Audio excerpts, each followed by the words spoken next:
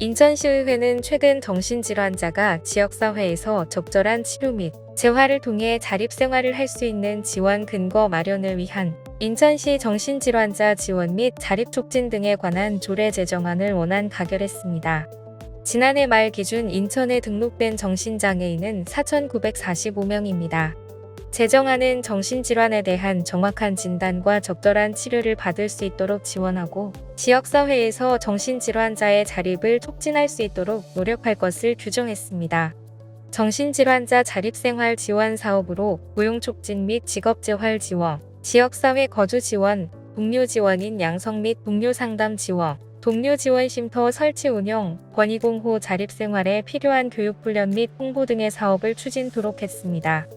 비용 지원에선 정신질환자 치료를 위해 정신질환 관련 증상에 따른 발병 초기 정신질환 치료비, 정신의료기관 외래진료 상담 및 약물치료 시 발생한 외래치료비, 법 제44조 제50조에 따른 입원비, 정신질환 재활 지원비 등의 비용을 지원할 수 있도록 했습니다. 앞으로 신용문제 등으로 통장이 압류된 가정에서도 정부가 지원하는 양육수당은 압류되지 않고 정상적으로 받을 수 있게 됩니다.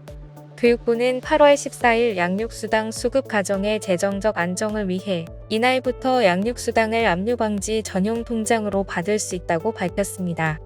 양육수당은 가정의 육아 부담을 덜어주기 위해 어린이집이나 유치원 등을 이용하지 않고 가정에서 양육 중인 모든 24개월에서 86개월 미만 영유아에게 지원되는 제도입니다.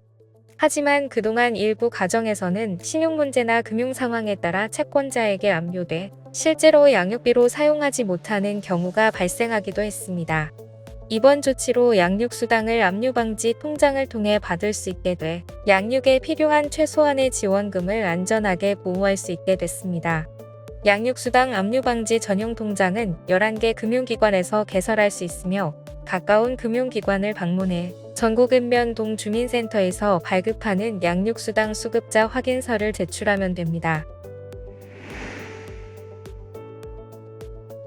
서울시는 뇌병변장애인 비전센터 확대 등 뇌병변장애인의 생애주기별 맞춤형 지원을 강화하는 내용의 제2기 뇌병변장애인 기본계획을 8월 20일 발표했습니다. 이번 2기 계획은 크게 뇌병변장애인 자세유지기구 센터 신설, 중증 뇌병변장애인 전용 24시간 돌봄시설 확충, 비전센터 확대, 중증 중복 뇌병변장애인 나치간대, 일상생활 기술 훈련 등 맞춤형 서비스 강화 등으로 구성됐습니다. 먼저 뇌병변장애인의 신체 변형을 완화하고 만성질환을 예방하기 위해 2026년을 목표로 자세유지기구 센터 설치를 추진합니다. 센터에서는 개별 신체 특성에 맞는 수제 자세유지기구를 연구 개발, 제작, 보급, 수리 보정하는 등 종합적인 서비스를 제공할 예정입니다. 또한 전국 최초로 설치한 뇌병변장애인 비전센터는 현재 3개에서 7개로 확충할 계획입니다. 비전센터는 학령기 이후 갈 곳이 없는 성인 뇌병변장애인 특화 전용 시설입니다. 이외에도 2018년부터 5만원 한도로 제공되던 신변철 이용품 구입 지원은 2기 기본 계획을 통해 월 7만원까지 상향을 추진하며 구입 가능한 품목 또한 기저귀, 패드, 깔개매트에서 자동 처리기 렌탈비 등으로 확대됩니다. 인천시의회가 전국 지자체 최초로 인터넷 방송 다시 보기 영상 자막 서비스를 시행합니다.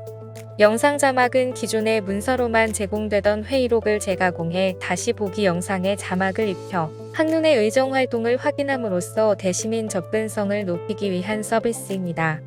인천시의회는 이를 통해 청각장애인 등 정보 취약계층이 빠르고 편리하게 인천시의 정책과 시정활동 정보를 제공받을 것으로 기대하고 있습니다. 그동안 다시 보기 영상에서는 마이크 꺼짐으로 소리가 들어가지 않은 부분의 발언을 확인할 수 없었지만 자막 서비스를 통해 발언 시간 초과로 마이크가 꺼진 부분의 발언도 자막을 넣어 시청의 편리성이 한층 더 높아졌다는 평가를 받고 있습니다. 정혜권 의장은 신속 정확한 회의록 작성과 안정적인 자막 서비스 제공을 위해 최선을 다하겠다고 말했습니다.